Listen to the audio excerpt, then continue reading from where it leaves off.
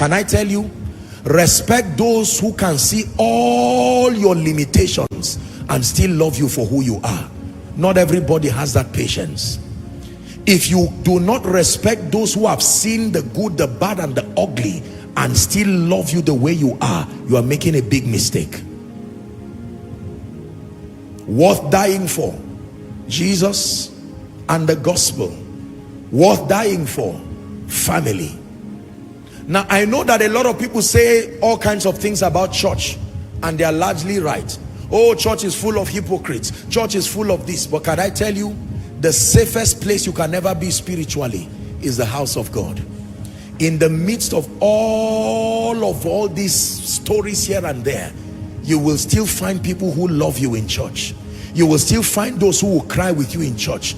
If you think I'm joking, lose a loved one or let something happen, and that's when you will know that many people are selfish.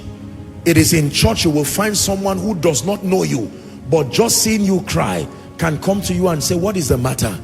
Can I help you? Don't get used to wicked people and think everyone is wicked. In church there are good people. There are all kinds of vessels. Vessels of clay, vessels of wood, vessels of silver, and vessels of gold. Many years ago, I made a commitment with my life that aside being a man of God, one of my greatest goals in life is to be a shoulder for as many wounded people. Beyond being a man of God, my greatest testimony is not just that I was or I am a great man of God, but that someone, I'm not called to solve everybody's problem, but the much that I can do, not little, the much that I can do, if I can use my life to wipe somebody's tears, it may not be the best, but it was not the worst. You see, we're not called to do everything.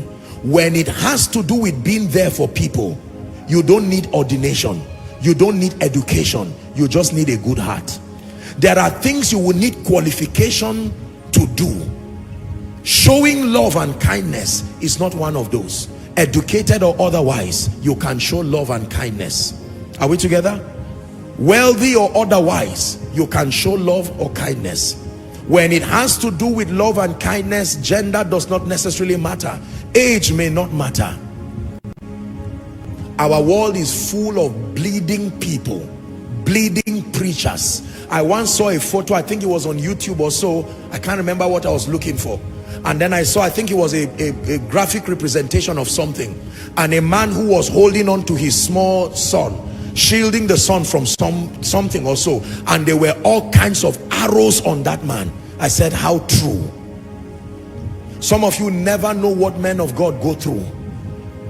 The stress, the pain, the internal crisis, having their own issues that they have to throw away. This is true for preachers. This is true for leaders. And most times the church sometimes can be full of very ungrateful people. They do not know that every sermon you hear comes from a standpoint of blood, tears, and sacrifice. How about leaders? You come to your workplace and you see ideas that keep scaling that organization, not knowing that someone lost sleep for that idea to come about. I'm praying for you that you will train your spirit to respect greatness when you see it. There is no gift of greatness in the Bible. Greatness is a cumulative of this journey. And tonight we are learning lessons from an overcomer.